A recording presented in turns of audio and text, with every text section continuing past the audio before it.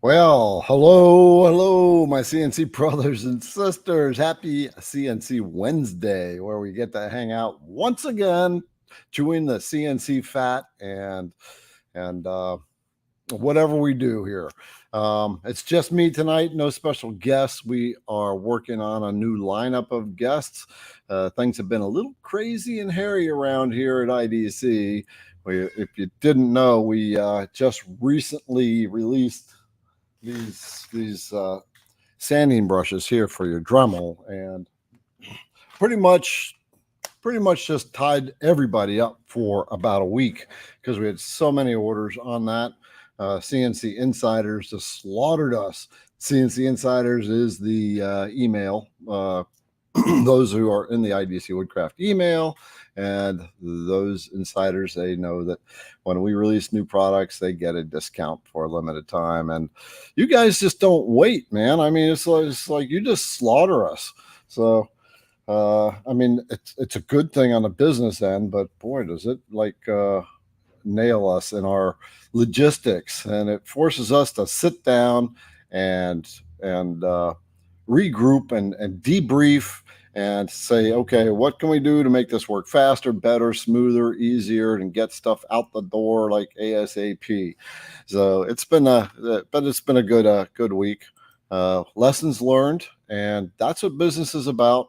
Whether you're in CNC business or tooling, machines, whatever, it's always a growing process. It's what are they called? A work in progress.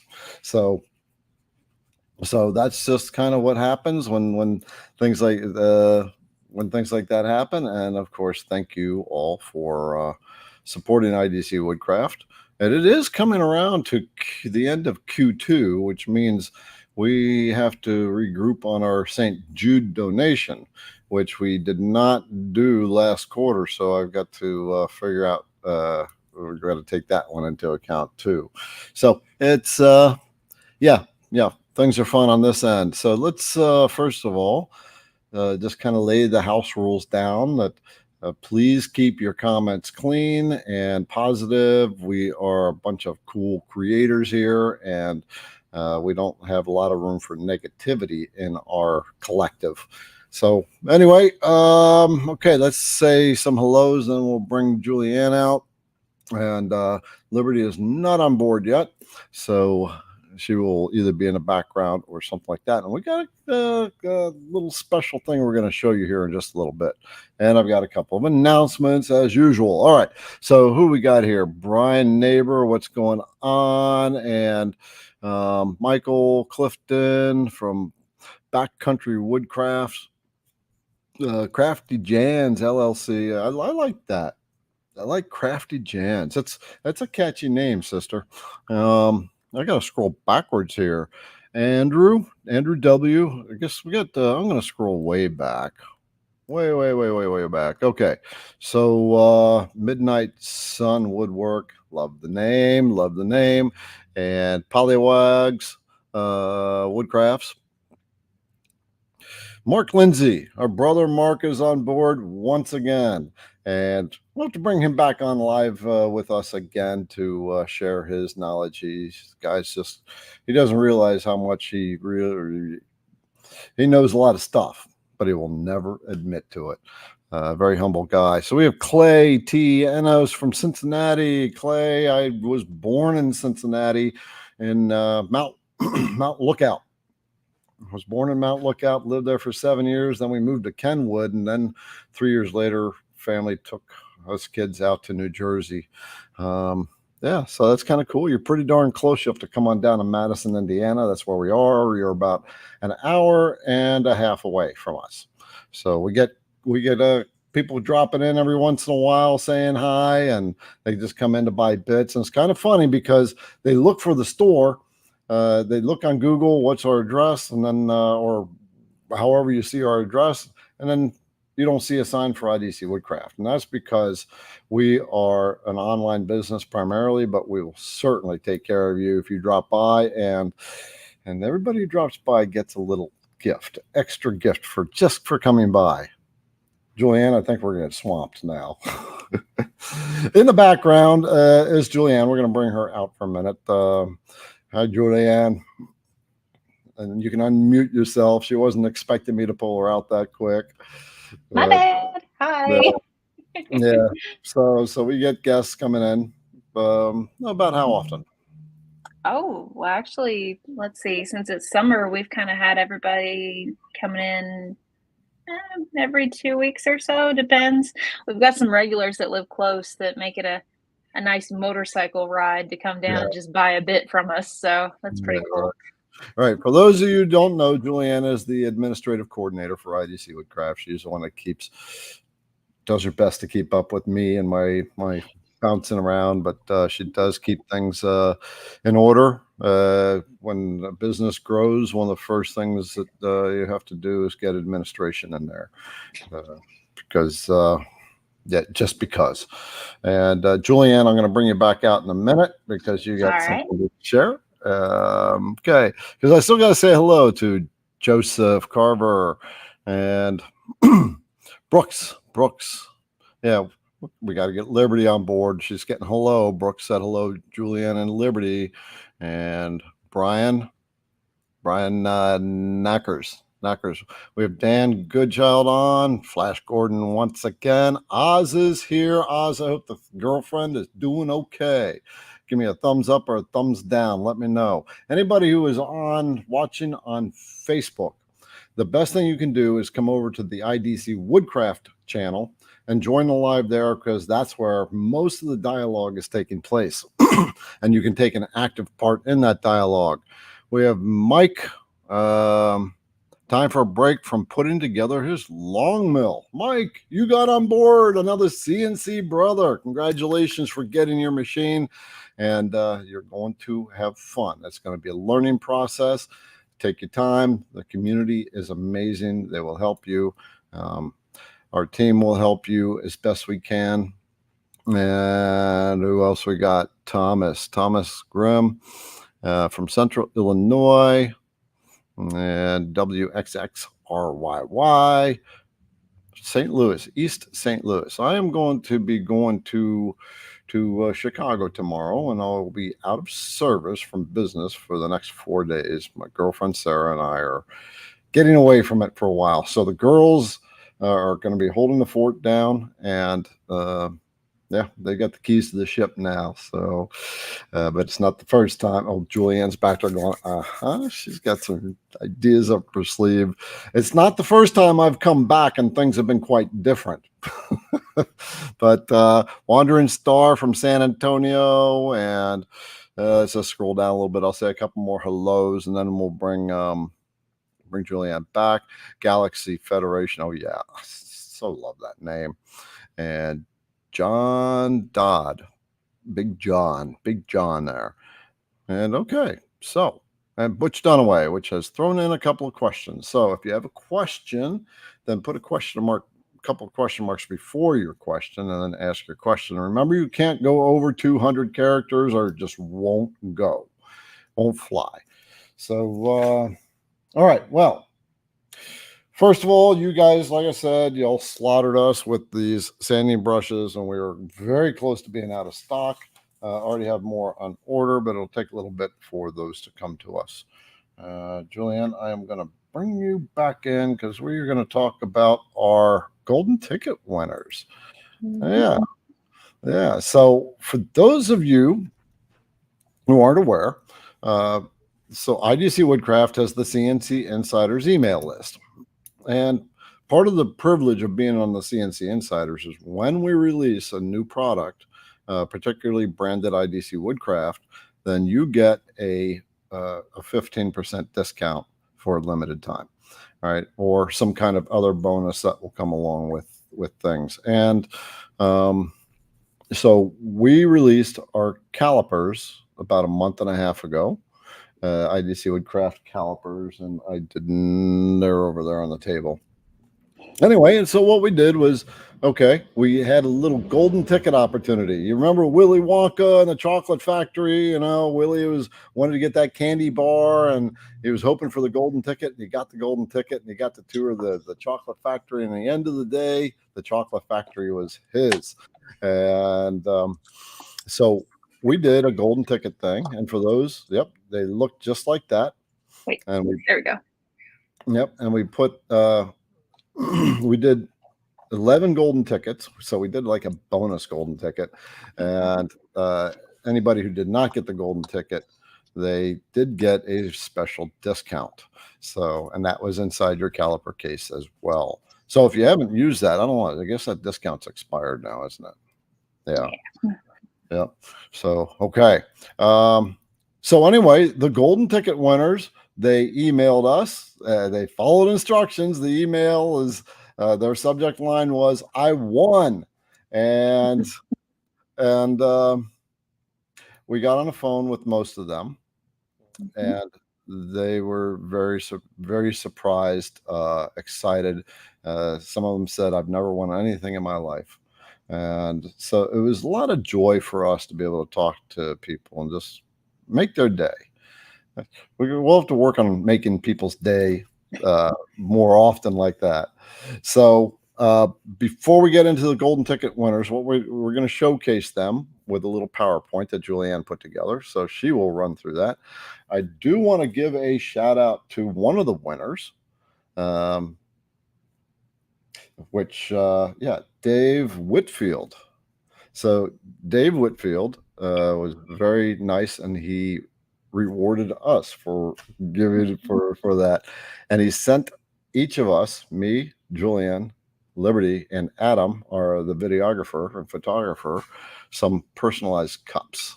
So Julianne, show your cup. It is insanely orange, and I'm dying. I absolutely love it with my initials on the bottom. It's like, I love it. Yep, and these epoxy cups, and so this is Liberty's. So as these guys were opening them up, they're like, "Oh my God, I love these things!" Right? They're awesome, and this is the one that he made for me. So this guy had to know I like my coffee. So David, big bold shout out to you for the very generous thing. You guys, you get gifts in the mail once in a while, and you guys get things. You know, what's it like for you when somebody sends something to you? Oh gosh. You don't expect it.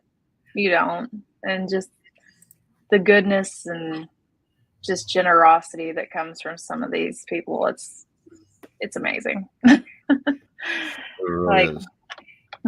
very rewarding to know that we make that much of a difference. So Yeah.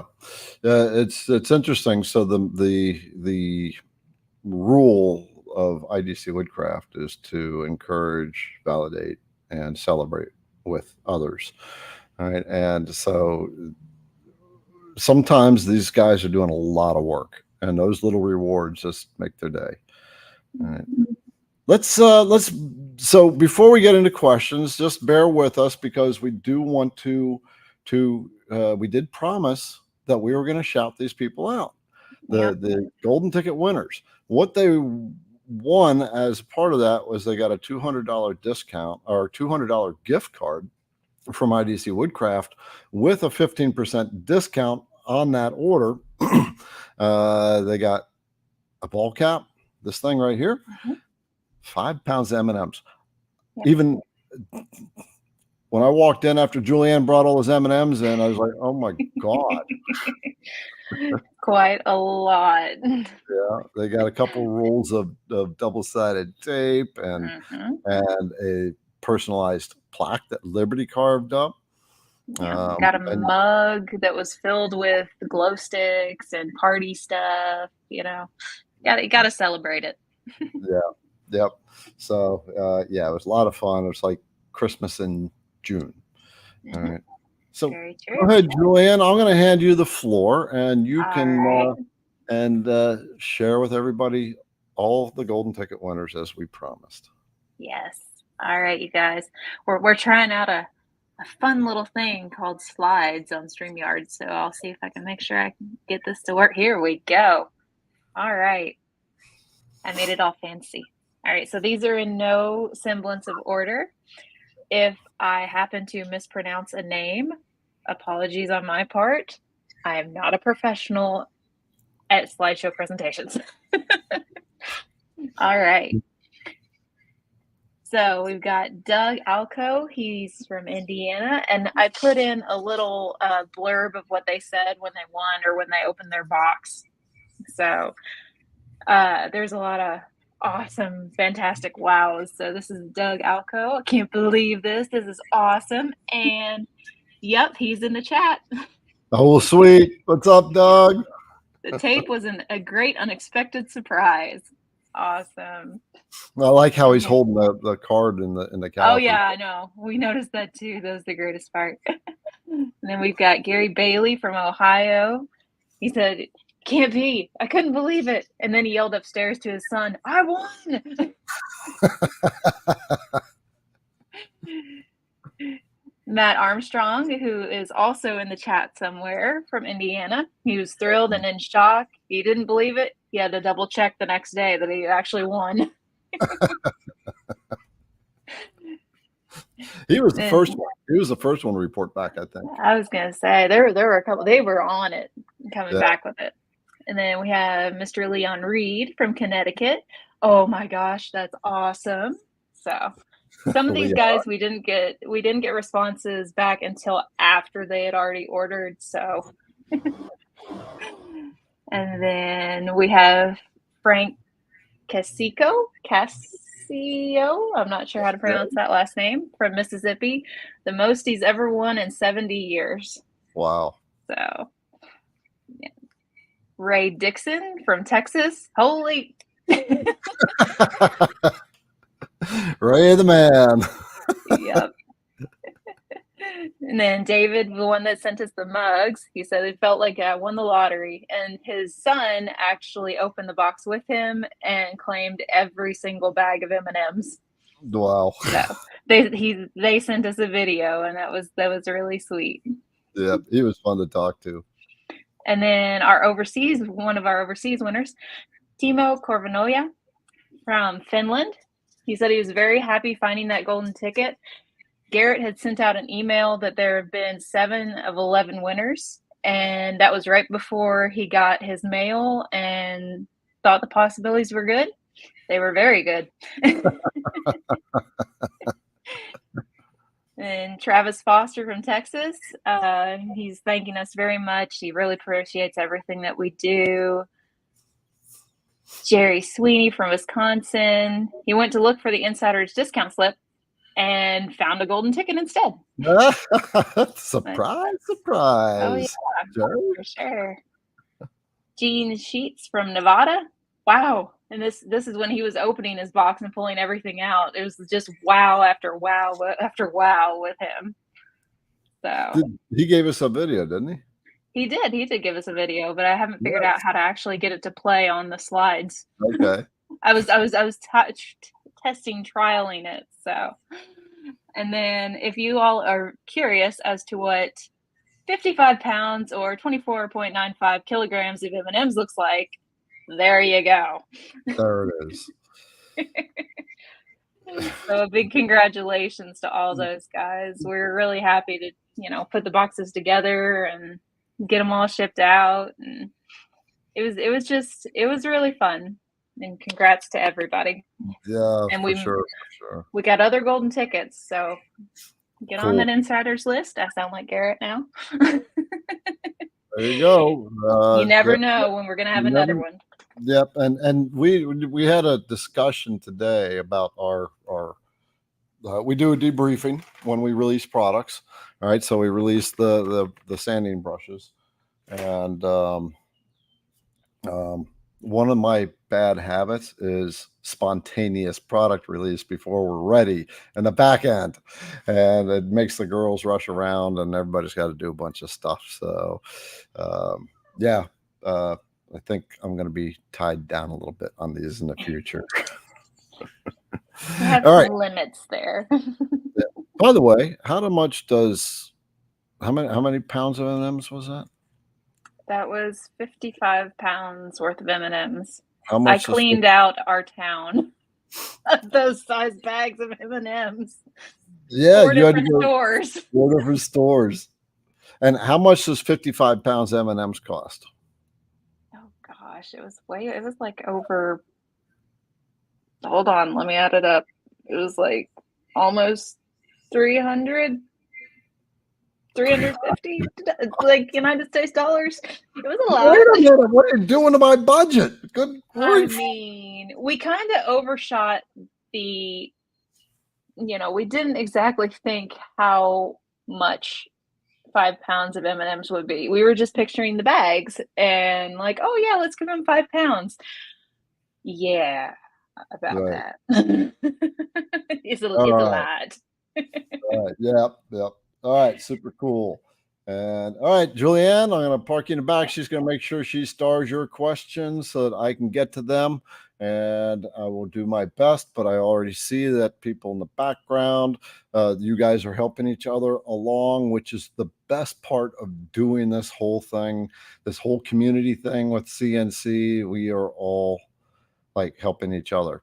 So there was a comment I saw, it's already flashed by, but they said there's not enough likes hit on the YouTube channel for doing this. So just take a minute and hit that little thumbs up button down below. All right, brothers and sisters. Hey, Kimberly, what's going on? Kenny and Laser 314. All right. Laser's a fan of the IDC Woodcraft pens, these guys right here. Okay, let's get to some questions, and then I'll give you a couple of announcements. It's just really fun to do this kind of special where we can make people's day, give you the anticipation, the excitement, but we're all just moving along. Oh, I do want to say one thing. Ellen, Madra, need you to reach out to us, please. So just mark that to contact us. Okay. So Polywogs, Woodcrafts, finally got your long mill this week. Polywog, you've been hanging around on Polywog. Yeah, Polywags. Okay, so you've been hanging around the channel for a little while now, and slowly, like the rest of us, you got inspired and finally got the courage to jump in. And congratulations, because you've come into a whole new world. You're going to make so many new friends, as you already have realized by dialoguing on this channel, in the Facebook groups and what have you. Here, at least you can actively dialogue with each other. And I want to give you hats off for taking the plunge. It's a learning. You're going to be on a learning curve, but you know what? Life isn't exciting if you're not having a new challenge. So congratulations. And Mike, we got Mike. It says, Mike got his long mill. I'm assuming it's long mill. Well, there's Onefinity or Shapoko or Millwright. You know what? To you too. Welcome to the family. As I like to say, our CNC brothers and sisters.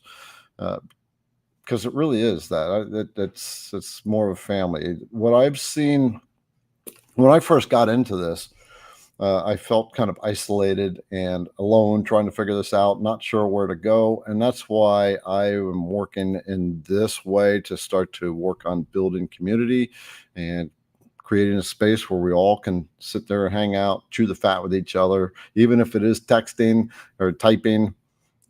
But congratulations, welcome for jumping on board.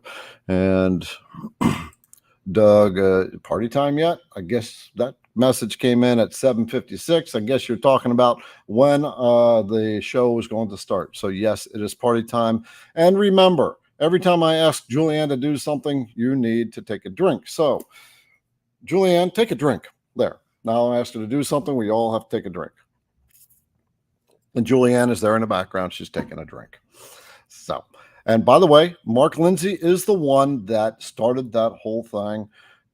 So Thanks, Mark. I like that. And Midnight Sun. Hello, ladies of IDC. What about the guy right here, huh? It's, you know what, that's the other fun part about that. It's good to get the people, the team involved in doing all this stuff too, because they're part of the family, and they really enjoy being part of the family doing this stuff. All right, so we're going to hit Butch Dunaway, who's got the first question. Now at Butch, I know that there were comments, people were already answering this question. It says, I recommend VCarve Pro. What does VCarve Pro do that VCarve doesn't? So I'm going to answer that question, even though that question has been answered by other people, because for those who are not sure, this is a very common question for people who are considering getting the software. And so the VCarve, there's VCarve Desktop and VCarve Pro. There's also, this is the VECTRIC products, right? There's Cut 2D Desktop, Cut 2D Pro, VCarve Desktop, VCarve Pro, and Aspire. And so the difference between VCarve Desktop and VCarve Pro, there's two main differences. One is a feature called gadgets. And gadgets are like these plugins that you can get from the VECTRIC website that allow you to do other things like spirals and box joints, making gears. And there's quite a few gadgets that you can actually plug into your VCarve Pro and your Aspire version of the software. The VCarve Desktop does not have that gadgets function.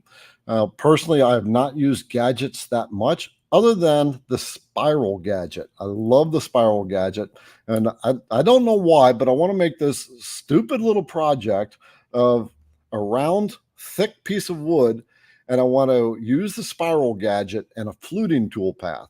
And what that will do, a fluting toolpath actually kind of carves down like that, and it can actually come back out. And what I want to do is use that fluting toolpath on a spiral to make a spiral go deeper and deeper like that as it gets bigger. And just put a marble on it and let it roll down. I'll probably play with it twice and then it'll sit there and collect dust. But I just want to make something like that. So that'll be, that's been on my task list for quite a while. But what I have now is lots of tasks, major tasks. And one is I was working on a video for the vacuum system. If you were here last week, we had Jace from Airweights, and he was dove into vacuum systems. And Airweights is a company that makes vacuum tables that you can actually put on your benchtop machine. So most of the time, vacuum units, by the way, I know she's going to do it, but I'm going to ask anyway, so I can have a drink. Julianne, put a link for the Airweights thing in there so they can see it, what it is. But anyway, I was doing a video for that. I got a drink because I asked her to do something. I was doing a video on that, and a piece on my long mill broke, so I'm waiting on my part. Which brings me to maintenance, right? You always do maintenance on your machines, and that break was as a result of not maintaining that one piece. So, but I do have a video on maintenance. So the one thing is the gadgets tool is not in the VCarve Desktop, and the other thing is VCarve Desktop is limited to 24 inches by 24 inches as far as carve size. Now, in the VCarve Desktop, you can design any size you want, but the maximum that it's going to generate for G code is 24 inches by 24 inches.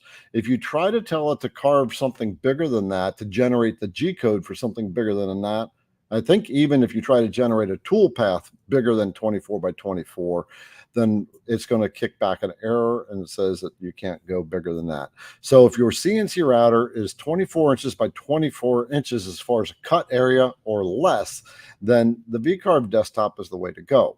If it's a bigger bed workspace, then you want to go to the VCarve Pro. There are a couple other things in there that I think are some features that you won't find in the desktop, but I don't know off the top of my head. Mark Lindsay will know. because Mark Lindsay is a beta tester for VECTRIC, I believe. And of course, Kyle Ely, the guy who has the course that will teach you how to walk through the VECTRIC software. Now, a lot of times we will go through YouTube to try to learn the software, and we've all done it. We've gone to a YouTube video and the person will walk through the a process, and they don't really think about who's watching and where they're at, and they skip a couple things, or they don't zoom into their screen like I do to show you exactly where that mouse is at that moment. And so it makes it for a longer, more tedious process. So I do recommend that you check out Kyle's course. If you're not sure about it, then you can do his boot camp, and Julianne will put a link for that in the comments as well.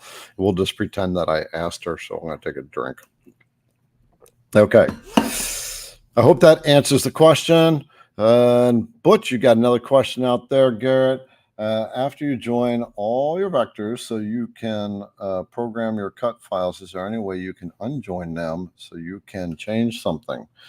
So here is my recommendation on that. Yes, you can unjoin them using cut your node. You can cut the nodes that are joining each vector, which I'll demonstrate in just a minute. Or what I would recommend is you use layers, and instead of modifying things. So here's what I'm assuming you're asking. You're going to make a rectangle. You're designing out a rectangle, just like my phone here, and you want to cut the rectangle, and then you want to cut you want to separate this line from the rest of the rectangle and move it. So you have to create a toolpath for the rectangle. Now you're going to alter the rectangle after you create that toolpath so you can do something else. I don't recommend you do that. What I recommend you do is add a layer, duplicate that thing on the new layer, which I'll run through in just a second, and then do your trimming, and then make your new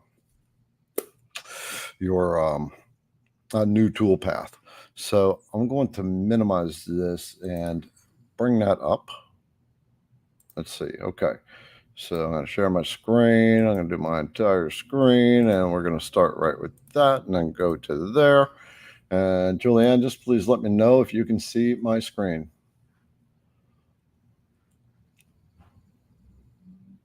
Julianne. Yes. Oh, all right. Thank you. Okay. I'm back here nodding my head like, can he see me? Thumbs No, up. yeah, No? I'm just looking at the VECTRIC screen now, so I got you. I Okay. can't see it. Okay, because I'm using a single screen. I got to set up a dual screen. All right, so I'm going to create a rectangle, and so we're going to escape. Now, the first way you can separate a line is by cutting your nodes. So I'm going to select that rectangle and then hit the letter N for Nancy on the keyboard. And now you see these 4 black dots come up. I actually got a green dot at the lower left corner. That green dot is indicating that that's the start point. And what's going to happen is when the software generates the toolpath, it's going to start the toolpath from that green point. And if you don't want it to do that, you can change that green point by hovering over the one you want it to start on, which I'll go to the one on the right, and I'm going to hit the letter P, and that just changed that to the green, and that's the new start point. The other way you can do that is by hovering over the node, right click, and then you'll have some commands that you can alter your nodes. So if I want to take the line on the left, and I want to separate it from the rest of the rectangle, I'm going to be in node mode, and I'm going to select the object. And what we'll do is we're going to hover over the first node, the one on the lower left. I'm going to right click and go to cut vector. I can also hit the letter C on the keyboard. That's a shortcut. So I click cut vector. And so now this lower left node is separated from the lower bottom line and the one on the left is actually, they're no longer considered a closed vector. So a closed vector is anything that has a continuous path all the way around it, and there's no start, no end point. And an open vector has a start and an end point. We have now turned this rectangle technically into an open vector. Now I'm going to come up to the upper left. I'm going to right click on that one and hit cut vector.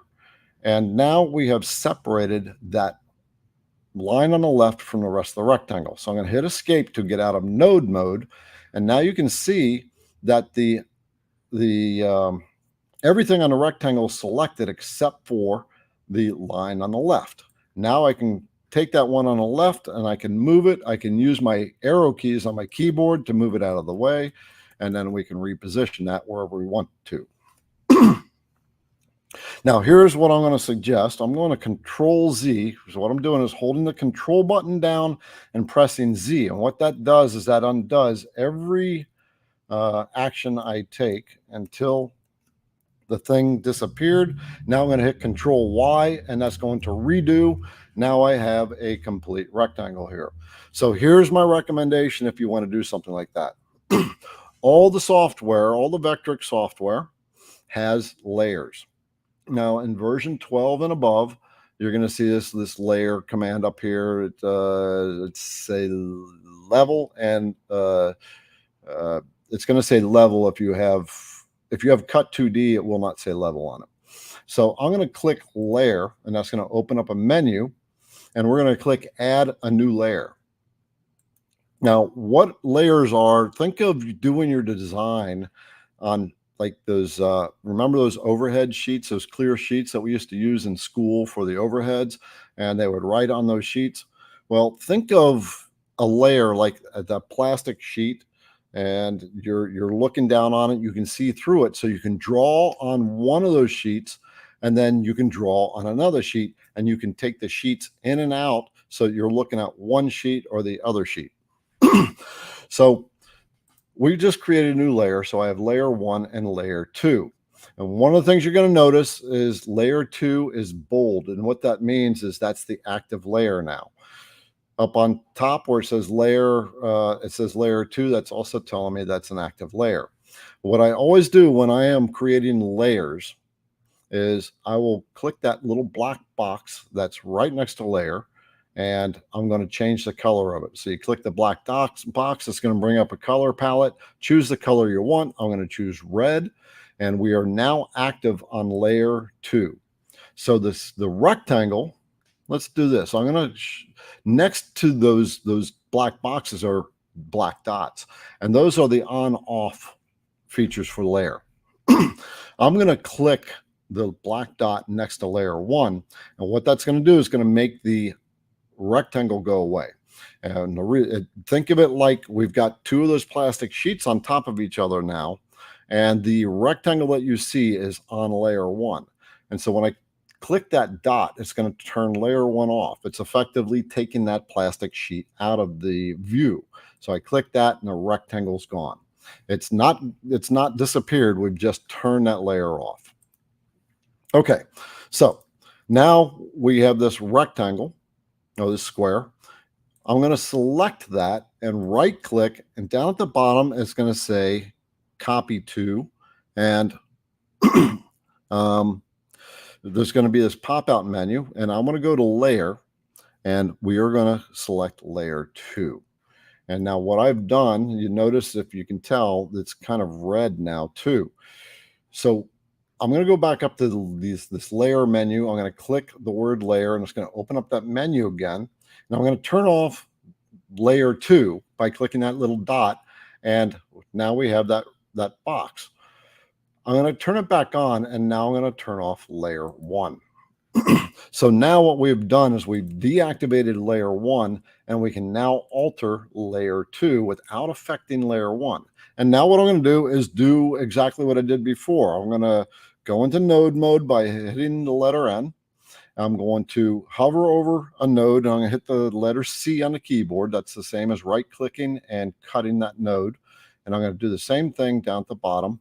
And now I can take that line and select it, and I can move it wherever I want. We'll just say I don't want the rest of that rectangle. I'm going to hit the delete button, and now I can turn both layers back on.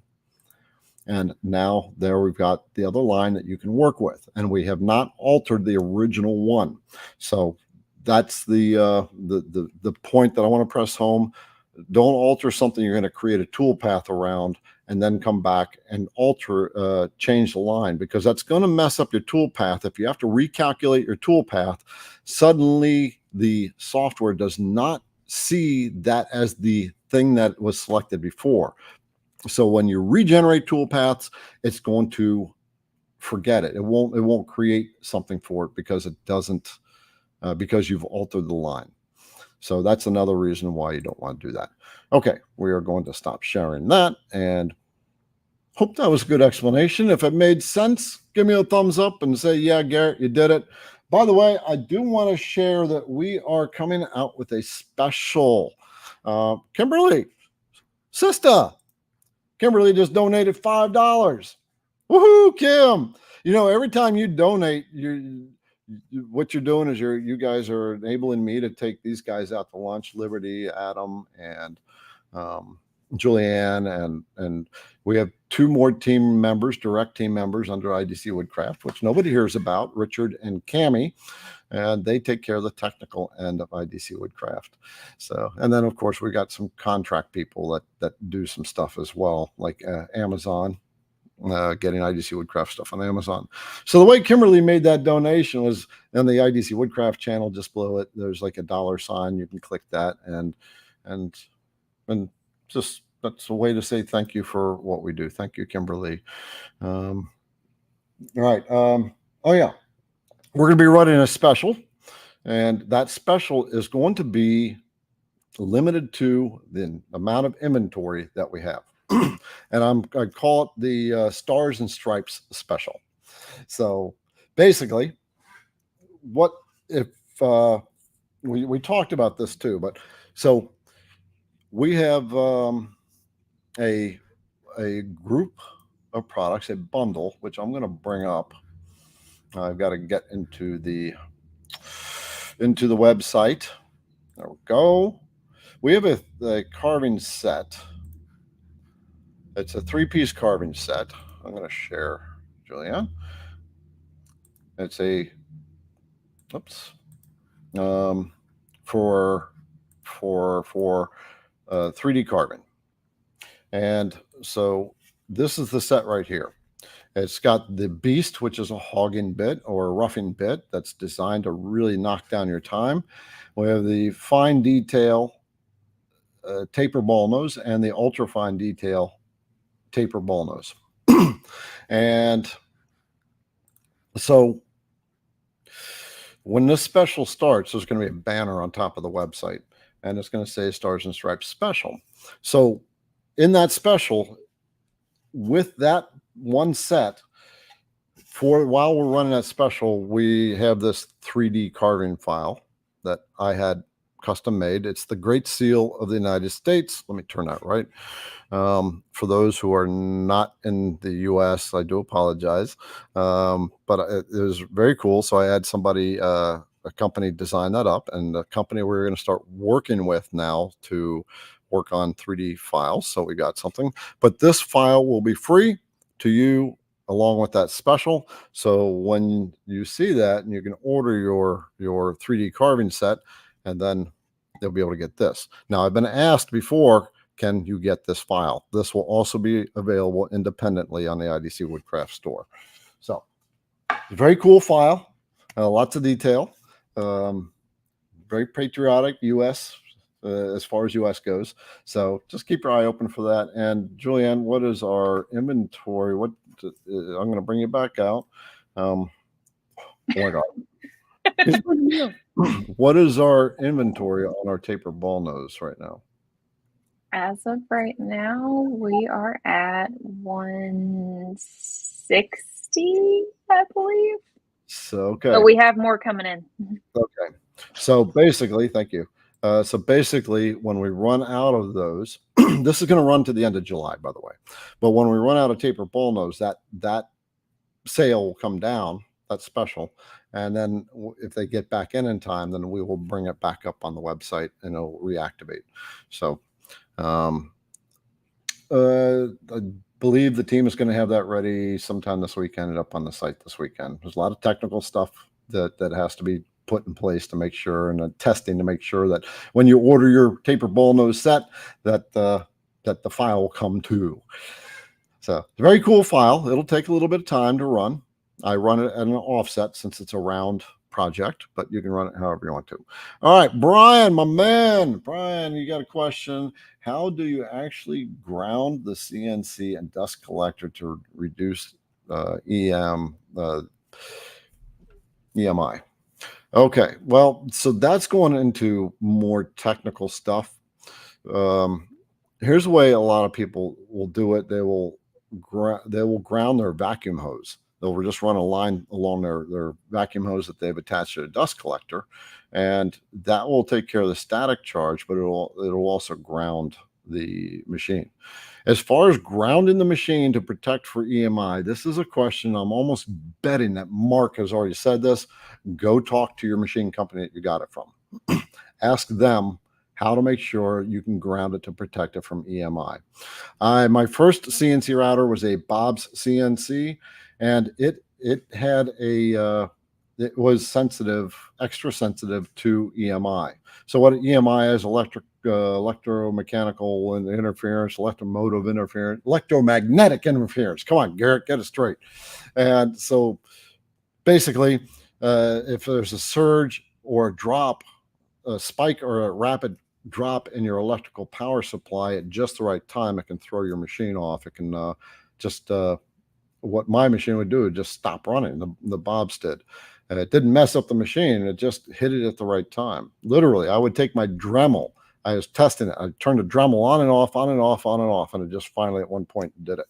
So ask the machine company where you got your machine, and they will tell you much better than I can, and they will tell you the proper way to ground that machine.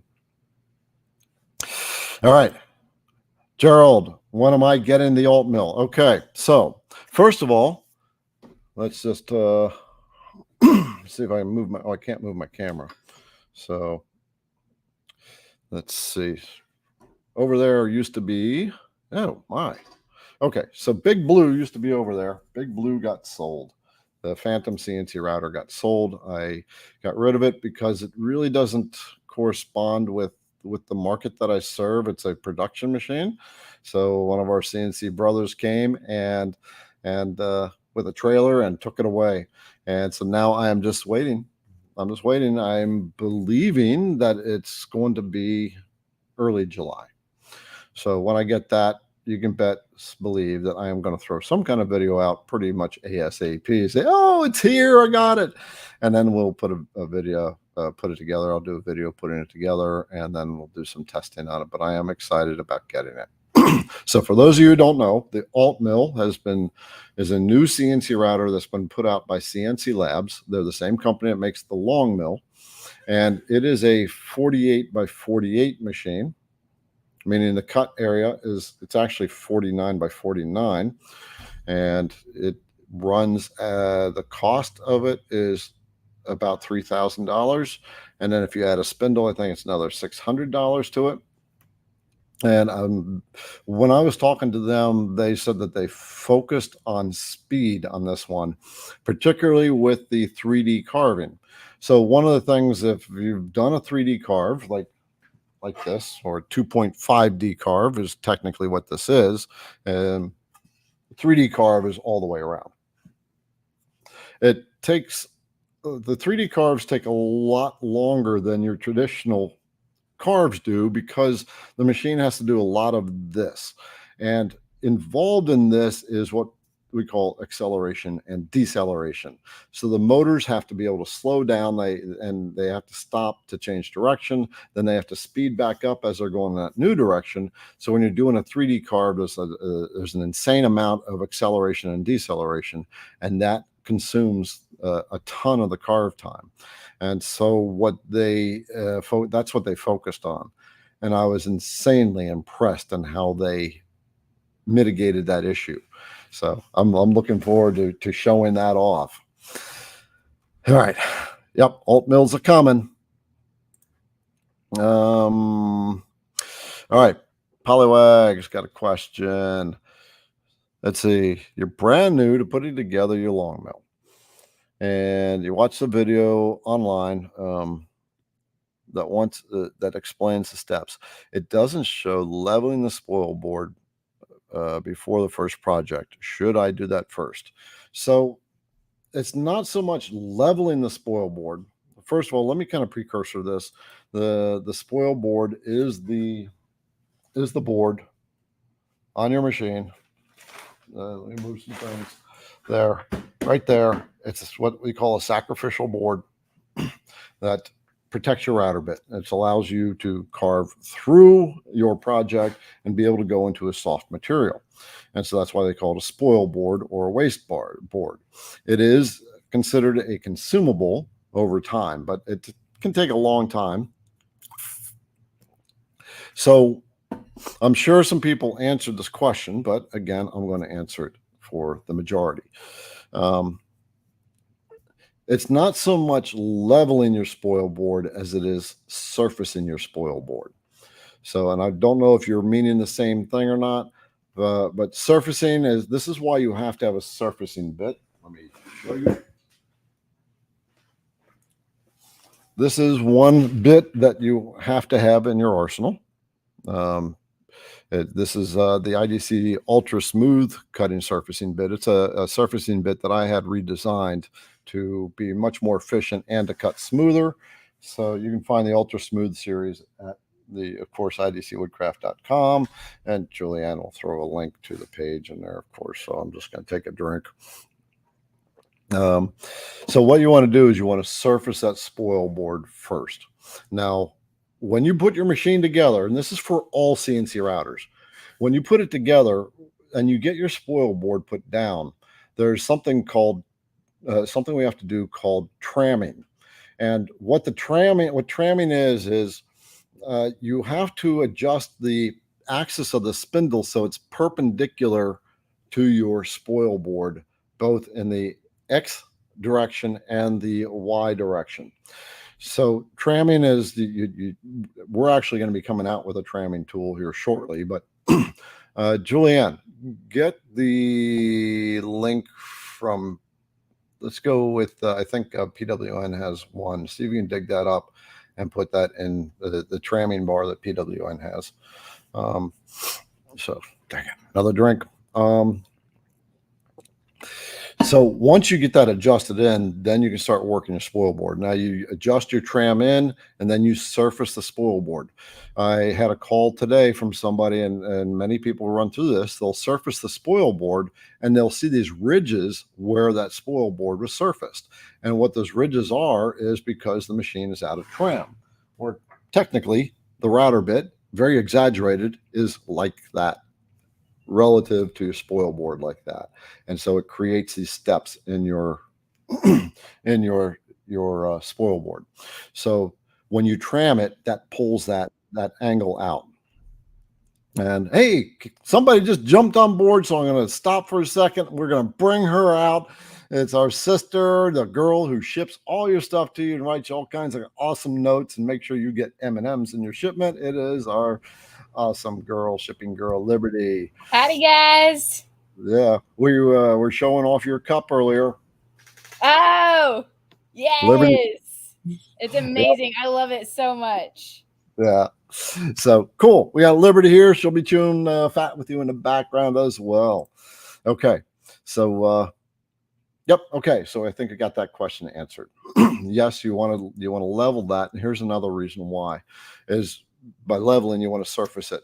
What surfacing does, it makes the surface of the spoil board parallel to the motion of your machine. So once you get that axis trammed in, then you surface the spoil board, and now the surface that you've set your project on is parallel to the motion of your machine. And if you don't do that, what's going to happen is like, especially if you do finer detail carves, it's going to be kind of wonky. It's going to be deeper on one side and shallower on the other. And you're not going to understand why. It's because the spoil board is not surfaced and parallel to the movement of the machine. So great question.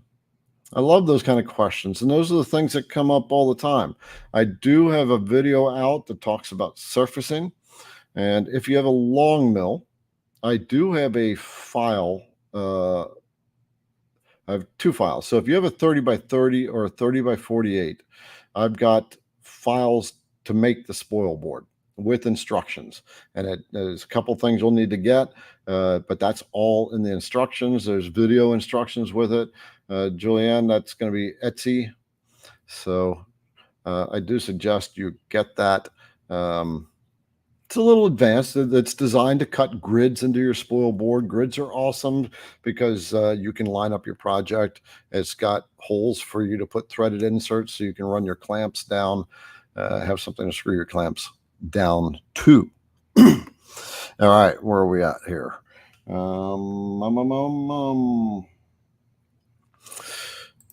Okay, we got Thomas. In VCarve Pro, when making an inlay, is it possible to make more than one pass for the clearance tool and or the 60-degree V-bit? You have made a workaround by changing bit database settings. So I'm not sure what the problem is, but when making an inlay, is it possible to make more than one pass for the clearance tool? So that would be the clearance tool depth of cut that you would do. What I recommend, well, first of all, when you're doing inlays, the bottom surface of the inlay, both the male and the female, the cleanliness of it doesn't really matter. If it's a rough cut, it's actually kind of better because what you're doing is you're putting glue in between. You have what they call the glue gap. And you're putting glue in between there. And the rougher the surface, the more surface area that glue has to adhere to and makes the inlay even stronger. As far as I'm not sure about the V-bit, what you'd want to do. I mean, the things that are coming to my mind are a little more advanced, like offsetting a line to make one pass around and then coming into the non-offset line to make a little cleanup cut. But I'll show you one of the things you can do based on what I've got in my head. So I am going to share screen. And we're going to go to here. I'm going to share, go back over to here, and we're going to go to, I'm not going to do an inlay. I'm just going to show you a technique if you want to do a second pass with your clearance tool. So we're going to select that rectangle here. I'm going to turn layer 2 off. And I'm going to select that rectangle. And we are going to go to a pocket cut. And I'm just going to select a router bit. So I'm going to take the 1/4 inch and I'm going to leave that in there. So I got one tool in there. So if I want to do a second pass on this tool, then what I can do is select that router bit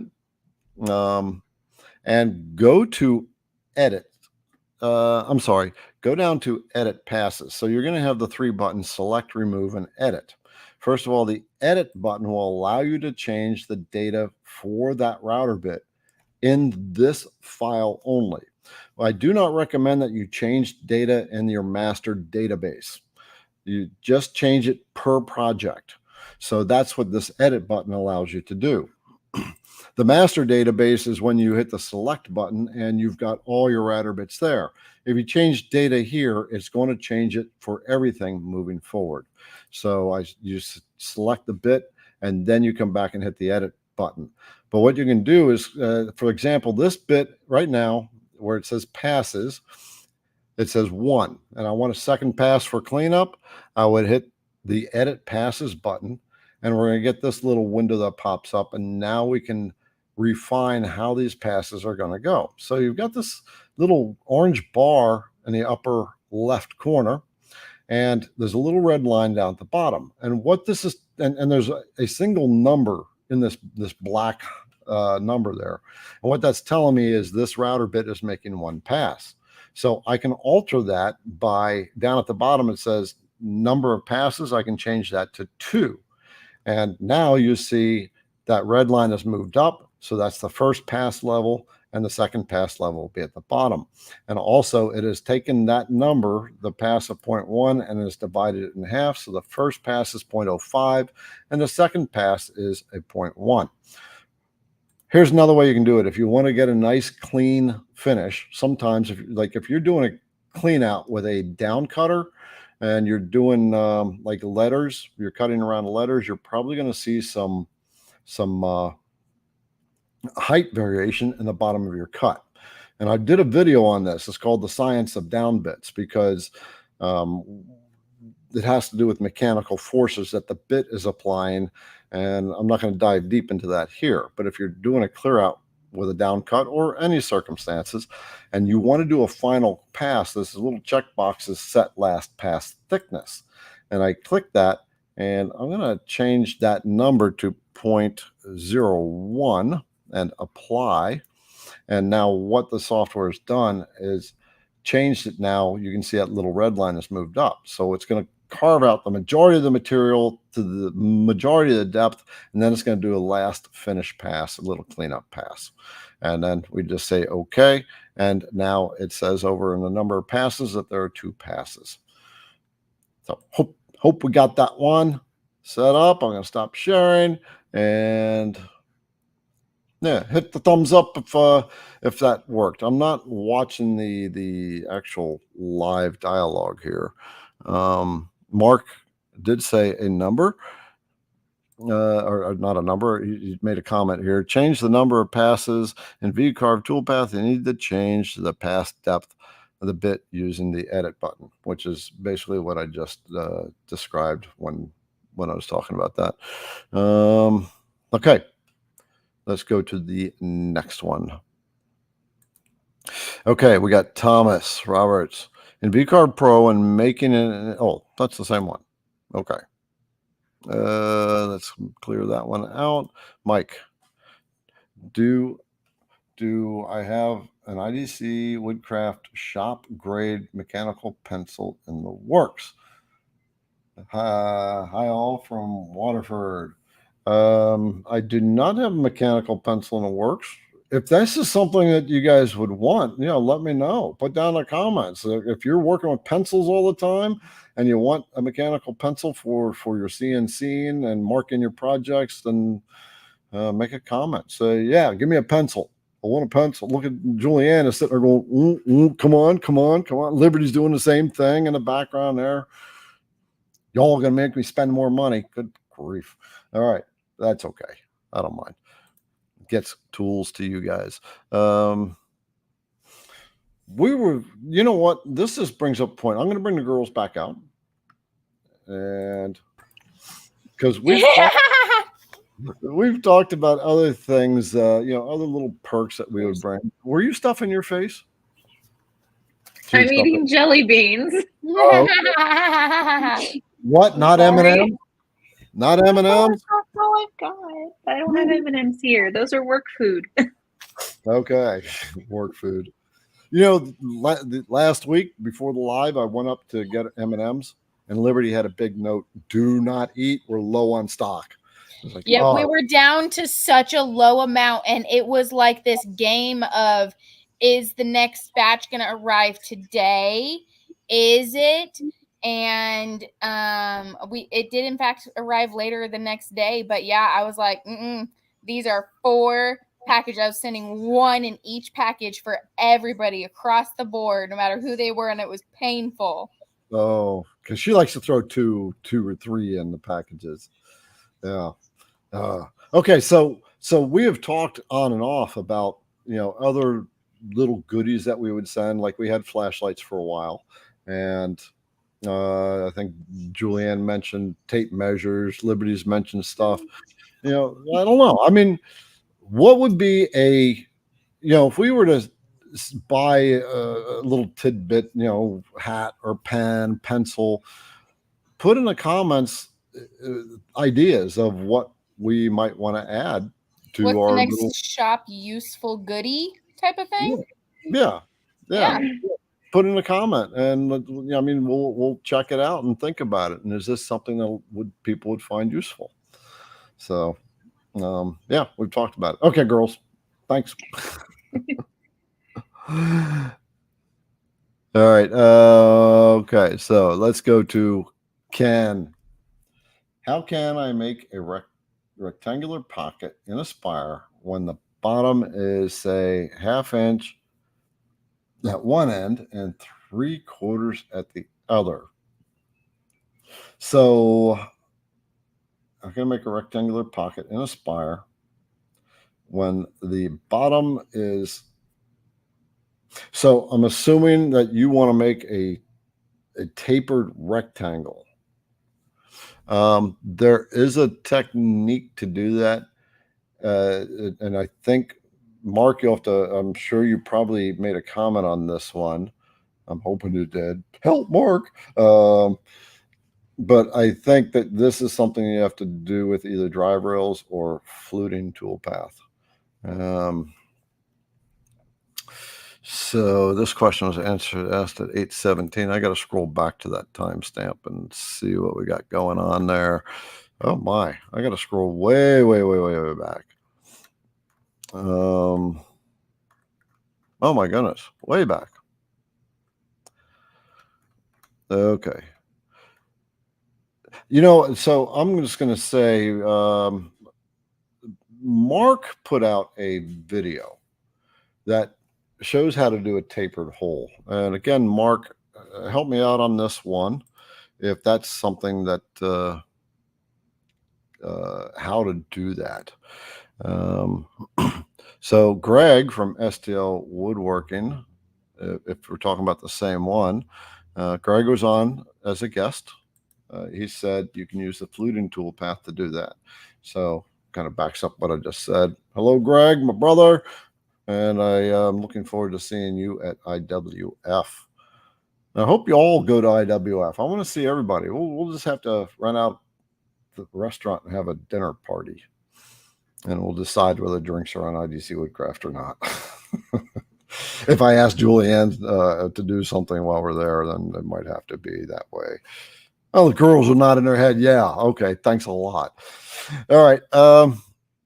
Yeah. So, Ken, I'm going to defer that to, I would have to play with that to make sure. I'm certain that can be done. Like Greg said, doing it with a fluting toolpath. I will explain to you what a fluting toolpath is.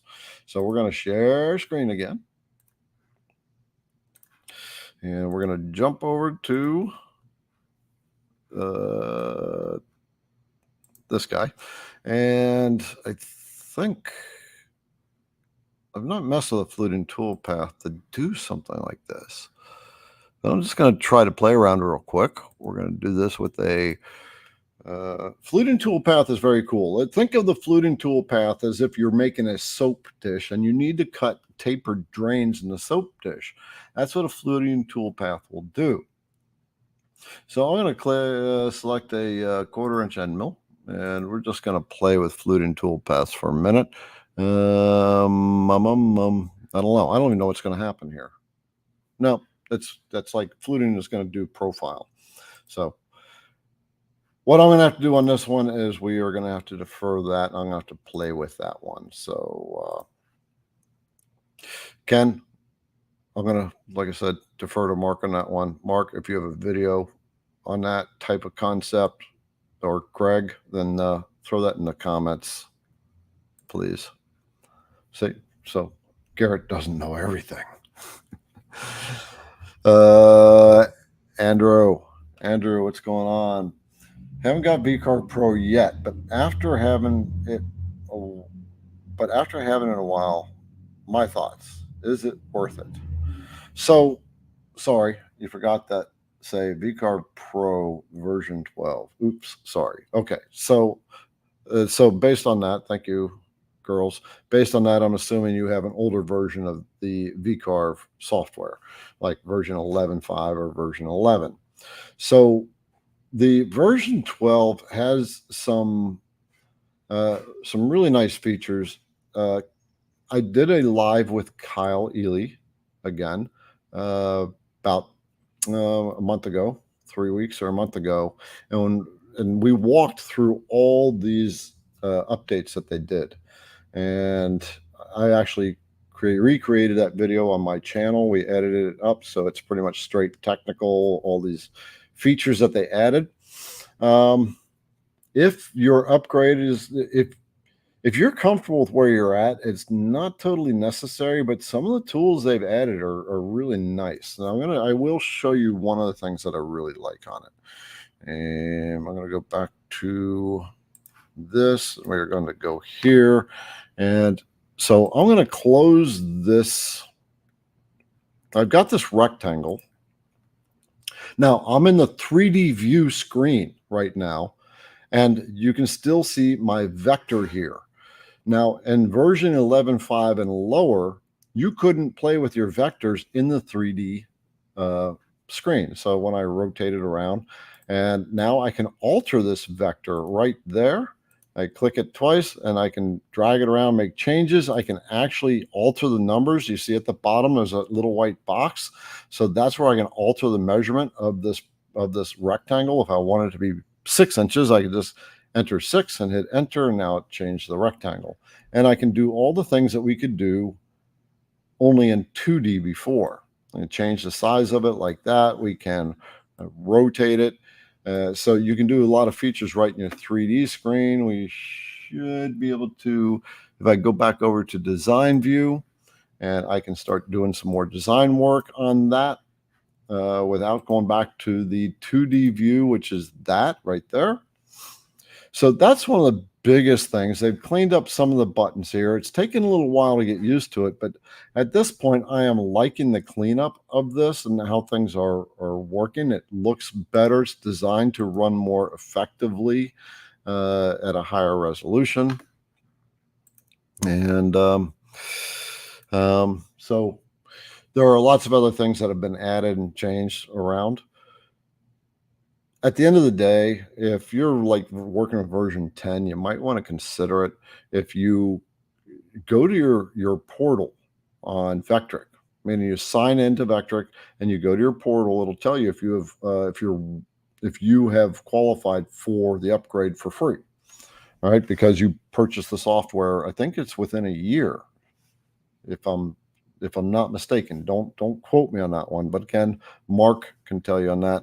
And for the other VECTRIC users who have upgraded from 11.5 or 11 to 12, give him your insights in the comments too, please. All right. So does anyone know how to plug Spindle VFD RS485? Not me, brother. This is why I say on my long mill here, right? So I've got a spindle behind my tool case right there. I upgraded from the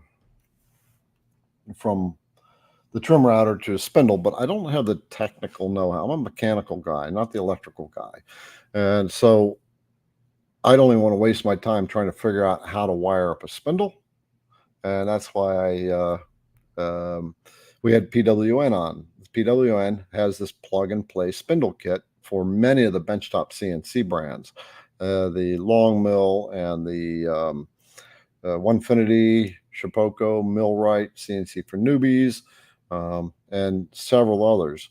So, like Mark said, and I'm only quoting this because he said it a couple times, once you go spindle, you never go back, and he's right. Spindles cut so much better. This is a water-cooled spindle. It runs a lot quieter. When it's cutting, the noise, the sound is different. Mainly, the reason the sound is different, it's not necessarily quieter, but it's different, is because the bearings in a spindle are much higher precision than what you'll find in the trim routers, like the Makitas or the DeWalts. Remember, those trim routers are hand tools, and they're not designed for doing this stuff a lot. They're not designed for the long run times that CNC routers sometimes have to do.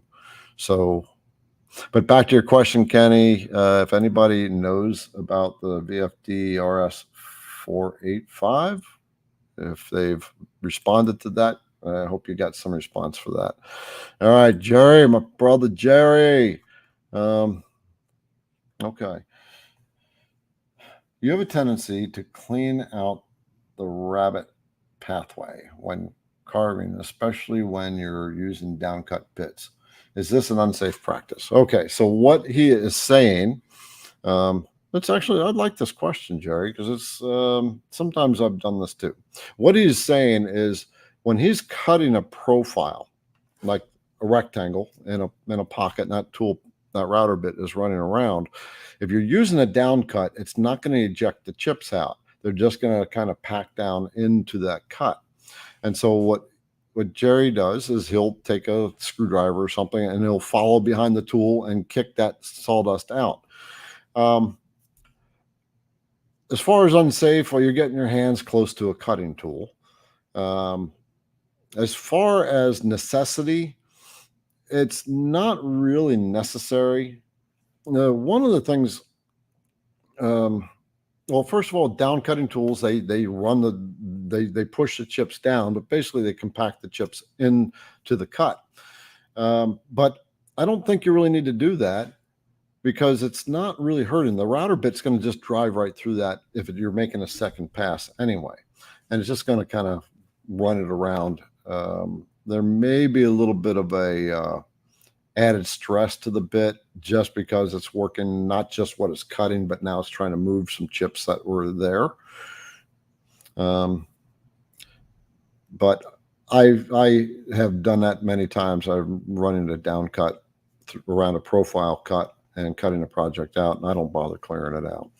So unsafe, getting your hands close to a cutting tool that won't stop spinning if you grab it, right? So just think of it that way. I want to take a look at the live feed going on right now. What's going on? Hey, Jack in the shop is here. What's going on, Jack? James Kowalski.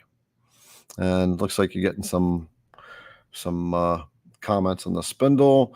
Mark Lindsay put a pro tip out there. Hook up dust collection and let it do its work. There you go. So that dust collection does not always pull those chips out of there. And then Greg from STL said, why not just use a compression bit? Now, compression will still kind of keep the stuff there, but there's some other points of view. So, you know, some other input from some of the other experts here. All right, let's get back to questions.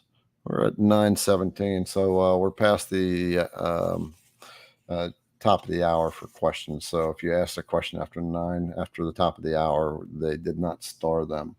So I do want to say, remember, we are coming out with a Stars and Stripes special, right? So if you get the 3D carving set, it'll be right on the website, right at the top.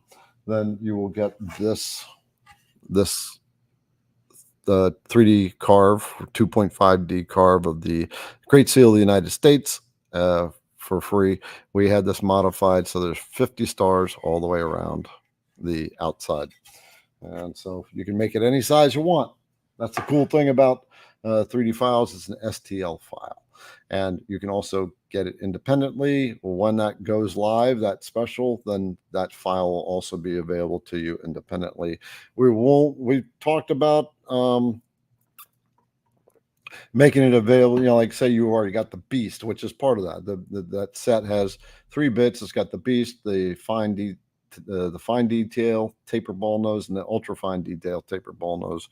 And so that file coming as a freebie is only with that one set. So if you've got 2 of those bits and you want a 3rd bit and you ask, we get too many people coming in asking things like that. So we had to say, no, we're not going to make special case exceptions because it overloads the girls. I mean, Liberty worked her tail off this past week getting those brushes out, and Julianne and all of us did, right? So all that kind of stuff just makes it more stuff we have to deal with as things goes on. Joseph, I am a mobile locksmith and key machine, and your key machine is is really a tiny CNC mill. It costs $3,000 and is about the size of a motorcycle helmet. I just thought that was cool. I'd love to see a picture of that. But yeah, key cutters, yeah, essentially those would be CNC machines.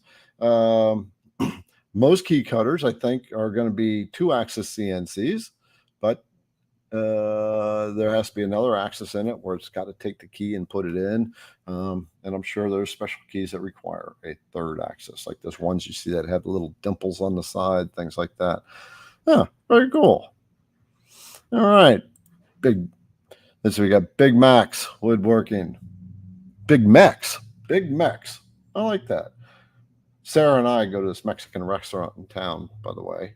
That's made me think of that. Where we get this Texano guac thing. It's nice, spicy guacamole. Love guacamole. Actually, you should be getting your long mill MK 2.5, 48 by 30, and to use my bits and the sanding brushes too. This will be your first CNC. Can't wait.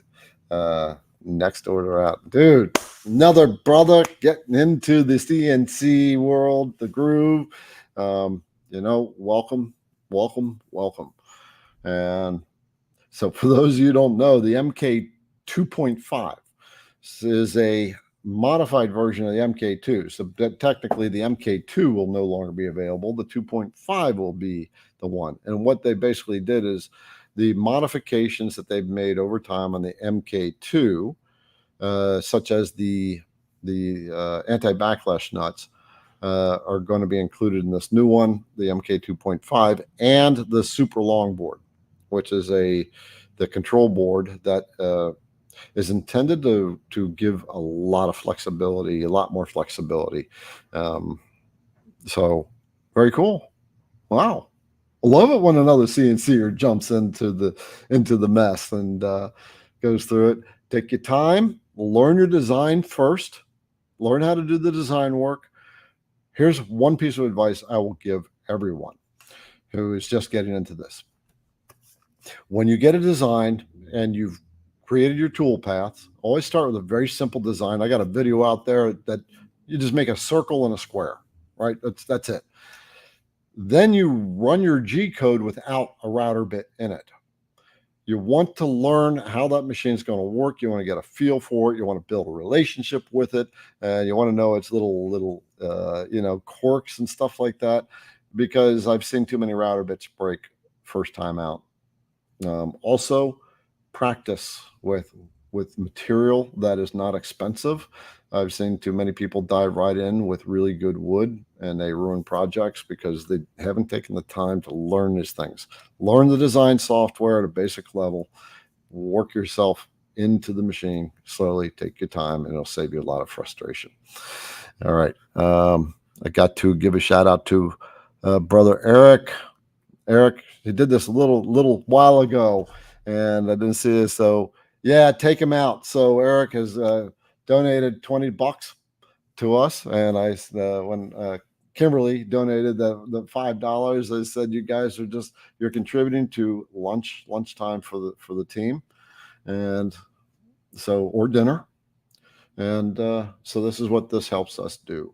So thank you, and for taking the time, because Liberty and Julianne both take out their Wednesday evening to be with us as well, when all of us could be doing something different. Right. So thank you, Eric. Thank you, Kimberly. And the way that they made their contribution was on the IDC Woodcraft channel. Just below is a $sign. You can click that and you can make a little contribution. And by the way, down in the description of the video are links for things that I'm talking about. Julianne and Liberty are putting links into the comments when I'm talking about things. And Julianne is going to put a link in. I'm going to drink ahead of time. Okay. And we got these cool cups. I really like this. And this is a big cup. This is what my coffee is going to be coming in now. For those of you who have been on the channel for a while, you know I say this every time. The CNC project setup checklist. So when we're running our machines, Mark Lindsay even swears by checklist. He's got a big sign on his TV in his shop that says, follow the checklist or something like that. Most of our mistakes that happen with our CNC projects, we forget to set our XYZ, forget to turn the router on, forget to clean the collet out, various other things. I'm going to say about 95% of problems that happen are because we missed a step in the setup. And that's why I put this checklist together. I saw a guy ruin a $3,000 epoxy pour table. So he poured a bunch of epoxy on a 5-foot by 3-foot table. And so to give you an idea, that's about $1,500 worth of epoxy. All right. And then went to go surface it, hit the go button, and that bit drove right down into the middle of the table. Right. So, and I've seen many people do this. So that's what this checklist covers. It covers your material. Make sure your material is set right. You've checked it against the design. Make the router bit, right? What router bit you're using, and making sure that you have the right G code for the right router bit loaded into your control software.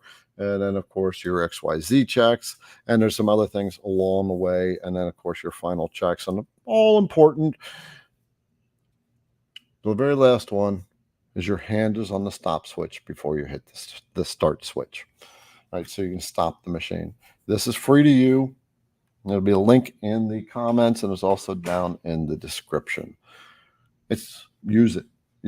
I was just dialoguing with a creator a couple days ago in the DM, and they had a mistake. I said, well, did you follow your checklist? And they said, no.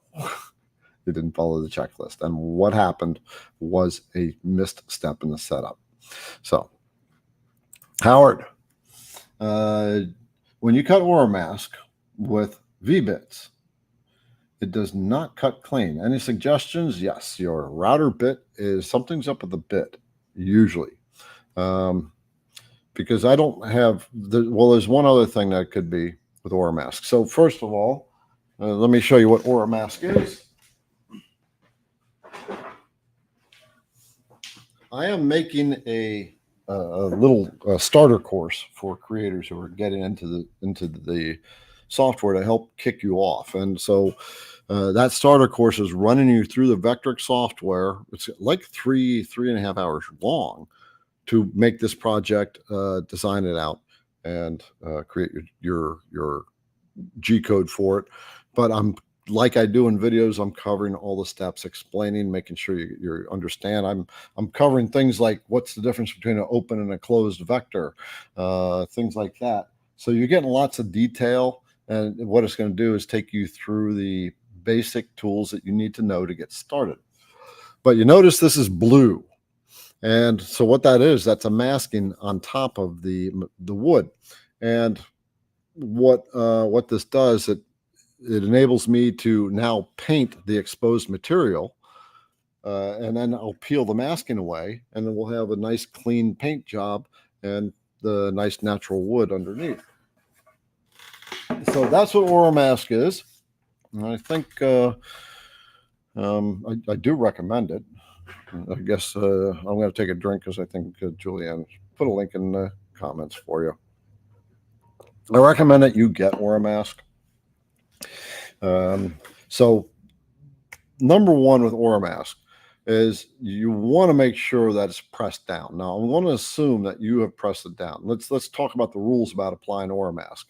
It's like a plastic with an adhesive that stays with the masking, fairly strong, not super strong, enough that you can peel the masking away, and it'll take the adhesive with it. First of all, you want to have a smooth surface, a clean surface. So I always sand my projects first with 220 grit before I put the Aura mask down. And then I will run my vacuum over it multiple times to get all the sawdust off of it. And then I'll apply the Aura mask. I got a video that tells you how to apply the Aura mask. And I press it down several times to get all the air out and get as much contact surface as I can between the Aura mask and the wood. So if you're still getting rough cuts with the Aura mask, it's probably going to have something to do with the router bit. So I know Kate was having some issue with that with a particular style bit that she was using. And what I recommend you use whenever possible is the knife style V bits when you're working with Aura mask. So I'm gonna bring that up on the website so you know what I'm talking about. We're gonna take your comment away. There's two types of V-bits. There's the flat-bladed V-bit, and then there's the knife style. And okay, I got it here. I'm going to switch there, and we're going to share this. And by the way, this is the set here that's going to have that file, that Great Seal of the United States file. When that Sergeant Stripes special comes up, if when we run out of stock on these, we don't have much in stock, then that special will go away. And if we get inventory in time, then the special will come back to the end of July. And okay, so we are going to go to the IDC homepage. And by the way, for those of you who are new with the VECTRIC software, at the very top of the IDC Woodcraft website, there's a menu, and it says Shop, CNC Resources, Database Downloads. You want to download the database into your computer from here, because all router bits that you get, you either manually have to input the data or download a database, and always download a database when you can. All right, because there's a lot of data that you have to plug in, and it leaves room for error. All right, so let's go to the V-bits now. So I'm going to show you what a bladed V-bit looks like. We'll go to this one right here.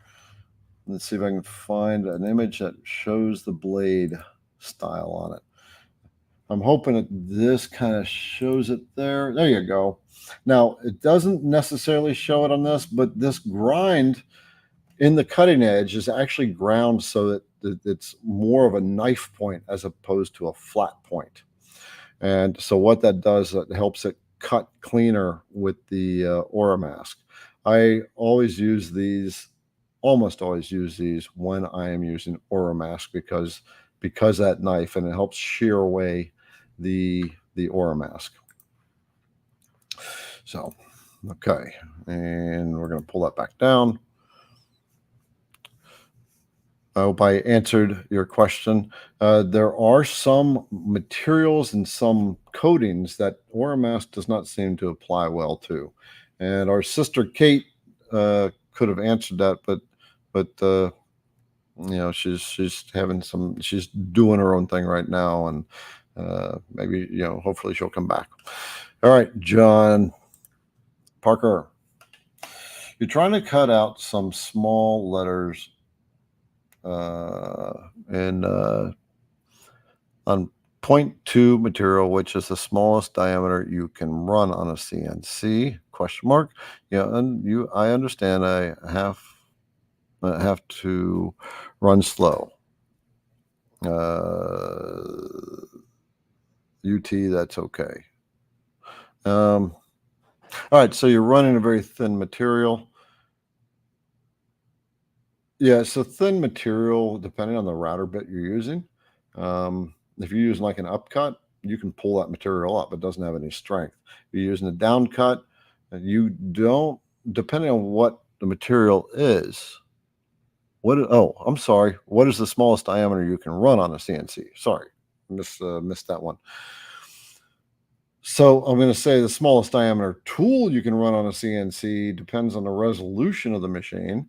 But most CNC routers can handle like a 32nd of an inch router bit, all right, which is pretty darn small. IDC has them. They break easily. And the smallest circle, again, depends on the resolution of the machine. And what that means is the resolution of the stepper motors. So a stepper motor moves in pulses. So there's an electrical pulse that's changing in the field, causing the armature to spin. And it depends on the number of magnets in that armature. And, well, depends on the number of magnets in the armature and the gearing of the motor. If there's any gearing, most CNC routers at our level, like the bench tops, don't have gearing, like down gearing or up gearing. So, but that's an experiment. So to give you an idea, one of our CNC brothers sent me a part that he made for an RC car, radio controlled car. Now, he's told me, I'm sending you a piece that I made from a radio controlled car. And, I'm thinking, the cars that my grandkids play with. But no, this was a slot car. The piece he made was about that big, and it had very specific mounting holes on it. And even I was like, wow. Right. So you can get fairly tight. Again, it depends on the resolution of the machine. That's more technical. I don't know how to define that beyond that in layman's terms. All right. So, Jim, we're going to carry 1/2-inch shank bits. We are actively working on that now. I've got a few in stock for testing. We've actually tested a 1/2-inch hog or beast, and we're getting ready to load that on the site. And then we are working with a compression, 1/2-inch compression, 1/2-inch upcut, 1/2-inch downcut. But we are testing these first. So we are moving towards that. I am also getting ready to move towards 3/8 tooling as well. I'm going to be, looks like I'm going to be adding a bigger surfacing bit with 1/2-inch shank on it, and also 1/4-inch shank V-bits with inserts as well. So I think some people are going to like that, but it's going to take a little bit of time.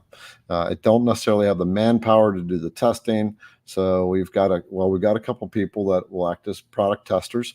And so it's just a matter of the internal bandwidth here to be able to work with them to get these things going. But like I said, the hog will be coming out very, very shortly. We only have a few on hand. So we're going to get more in, but we'll put what we got on the website. Don't have a date yet.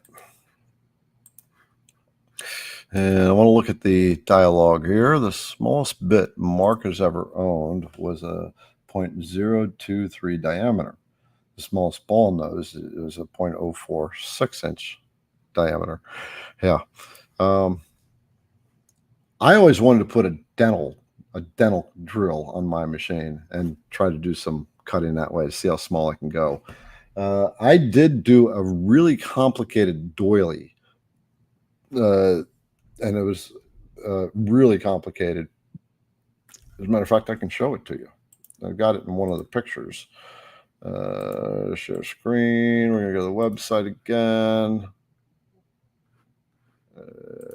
Here, and I'm going to go to, let's go to the 30-degree engraving V-bit, which is right here. This is extreme detail. Okay, so you see that doily there is very complicated, very detailed. And I took that and I shrunk it down to 2 inches. And I used the same router bit.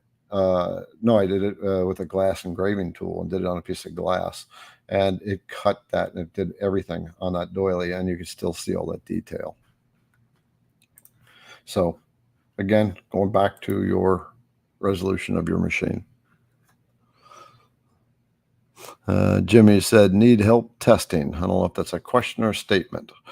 Oh, speaking of which, Julianne, what was I going to bring up?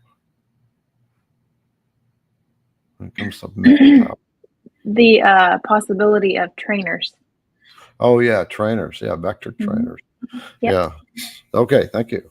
So yeah, what I want to do is, because people ask me to do one-on-ones all the time, and I, unfortunately, I don't have the bandwidth to do that. But there's plenty of people out there that can, and so I'm looking for people who are very experienced with the VECTRIC software that can train others, or when people want one-on-ones, they can spend an hour with them and work through our scheduling software. And yeah, so if you are really good with the software, you're interested in doing something like that, you can send an email to us, Garrett at idcwoodcraft.com, and then we will start to work towards that. And then we put you on our website, under the Learning Center. All right, Mike, let's see. You have a vintage plane and you want to make make your ribs. How can you enter that into your machine and have the CNC cut them? So, okay. So I'm assuming, so you need to duplicate what you have. You have a vintage plane and you want to make many ribs. So you want to duplicate this plane. To copy that, the profiles, there are tools, I've never used them, but you can use maybe a 3D scanner or something like that. And then I'm not really sure how to do that. I'm going to swear some people probably already answered this. So, but I'm going to hope that somebody throws this out there. How can you take a product, a component, and trace out the vectors on that, where he can import this into his software? So I'm going to leave it to them because I can't give you a straight up answer because I've not done that before. Fred, my man, when referring to the y-axis of a CNC or workpiece, is it called height instead of length in the US? Is there a specific reason for this? It's so confusing for us who live across the pond. Okay, so technically, this is a good question. We have width, height, and depth. All right, so on a CNC, it's when we're looking at it, so when your X direction is like that across you, that's when you're looking from the front of your machine, right? And that's considered the width. And then the height is technically the depth. And then there's the thickness, right? We kind of have to go that way. So think of the height in, like if you're using the VECTRIC software, the height is equivalent to the depth.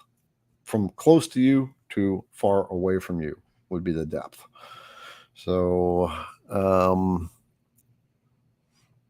yeah, so length is too general, right? So that's why we say width, height.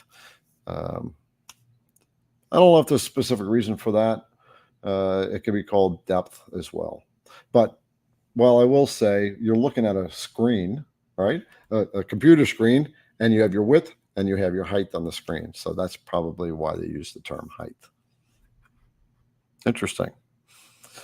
Yep, we all have our own dialects to work with. Rich, is a 12-hour run too long for a Makita router? I'll bet some people already answered this one. You can do it. It will wear out the bearings over time. You can run it for more than 12 hours.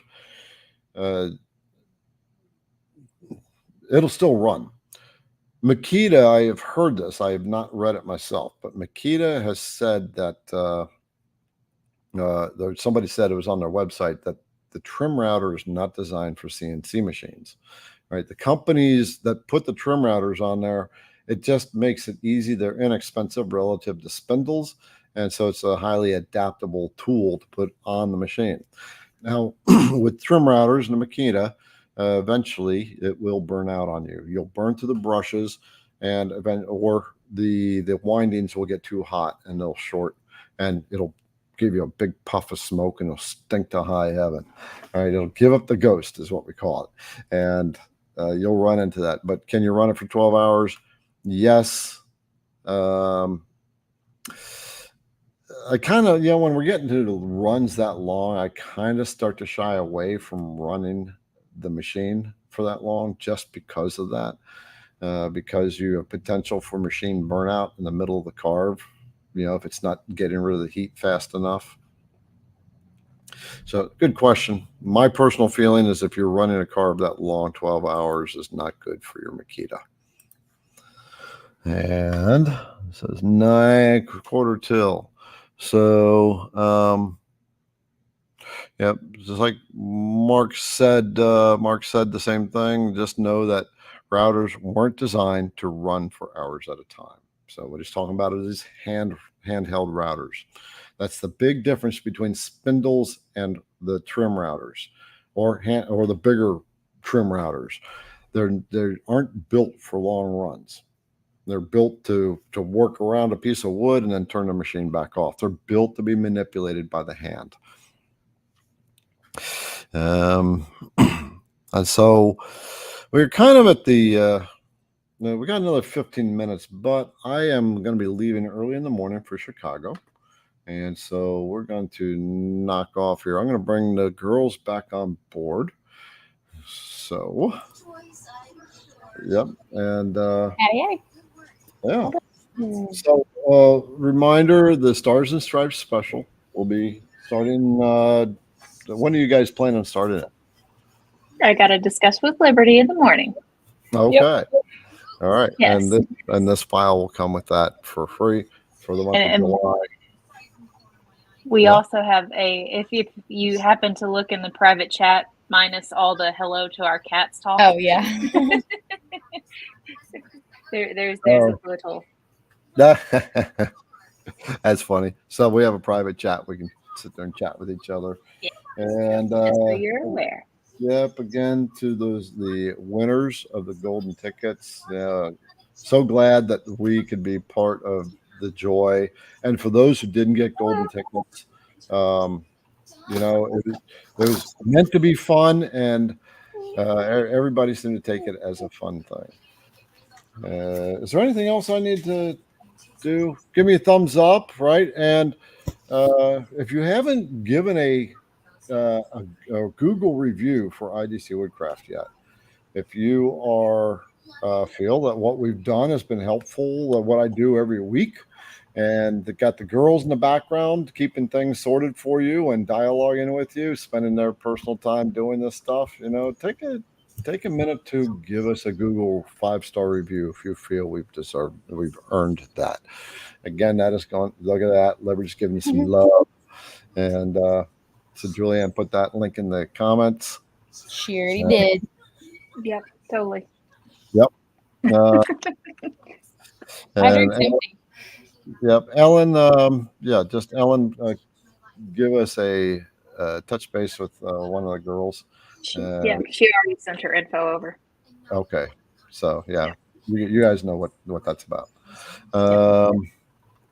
Yep. All right. Well, it has been fun. Wait a minute. When will the file be available if I already have 3D bits? So we are making a new category section on the website. And let me show you. There. Right here. We're going to go to the website. And we're going to go to the home page.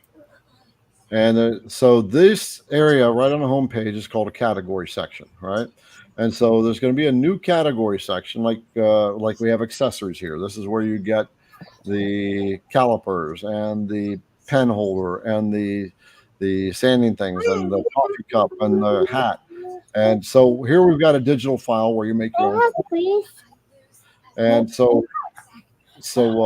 we can hear you, Liberty. and so you'll see a new category section that's going to be called digital files. And that's where you'll find it at. So that's where you find it. All right. Well, brothers and sisters, gonna check out. Big drink. I guess I have to take a drink because I don't know what I asked you. If I did or didn't, I get confused. And hey, there's Jay. So there's a little buddy. That's Liberty's daughter, Jay, and she likes to hang out when Liberty's working, and we play and what have you. So, all right, brothers and sisters, I will be out of service for the next 4 days. The girls will have the fort under control, and they will take care of you. So, Look at that. You see that dirty little and I know we talk about it. But it's okay. When I brought these two on board and I said, okay, guys, it's kind of your show, and now I don't their show. I don't know how to run what they do now. It's very cool. All right. Y'all have a great evening, great weekend. We'll see you next Wednesday. And with any luck, we'll have a new guest. But right now, we don't have anybody scheduled in yet. All right. We'll talk to you next week. Have a good night.